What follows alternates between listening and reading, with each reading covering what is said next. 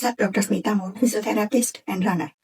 ઠંડી વધી રહી છે, ઘણા બધા લોકોએ રનિંગ ચાલુ કર્યું છે, પરંતુ મોટાભાગના લોકો એટલીસ્ટ 60% લોકોને ફરિયાદ છે કે ઘૂંટણમાં દુખાવો થાય છે. તો હું તમને બી 10 એક્સરસાઇઝ શીખવાડીશ કે જેનાથી તમારે ઘૂંટણમાં દુખાવો ન થાય, રનિંગમાં ફાયદો થશે અને મસલ ઇન્જરી પણ નહીં થાય.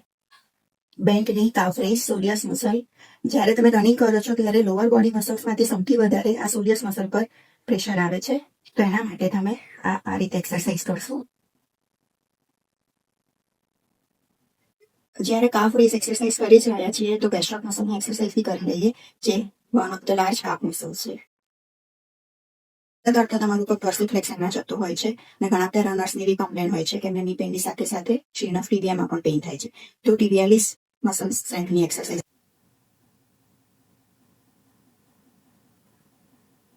Don't forget quadriceps muscles.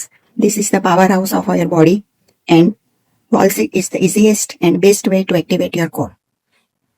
દર વખતે તમારો ઘૂંટણ છે એ ટોથી આગળ થતો હોય છે, તો તેના માટે તમારે single leg forward reach hold exercise કરવાની છે, જેનાથી તમારે ની જોઈન્ટની સરાઉન્ડિંગ ઇન્ટરસિક મસલ છે એ સ્ટ્રોંગ થશે.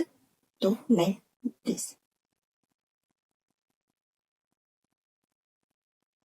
Hold for 10 seconds. Now RDLS and single RDLS. Glutes are major shock absorber of our knee joint. So single RDLS અને RDLS એક્સરસાઇઝ કરવાથી તમારા ગ્લુટ્સ અને હેમસ્ટ્રિંગ એ એક્ટિવેશન ઇમ્પ્રૂવ થશે અને તમારા ની પર પ્રેશર ઓછું આવશે. તો let's do this.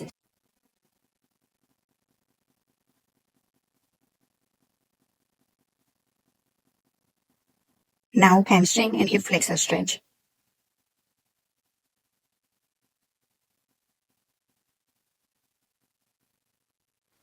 Don't forget quadriceps stretch.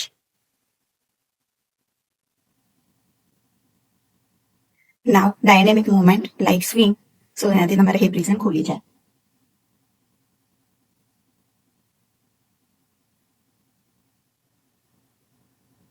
હવે વારો છે પ્રો ટીપનો. તો શૂઝ પહેરતા પહેલા તમારે ફૂટ એન્ડ ટો એક્સરસાઇઝ કરવી જોઈએ.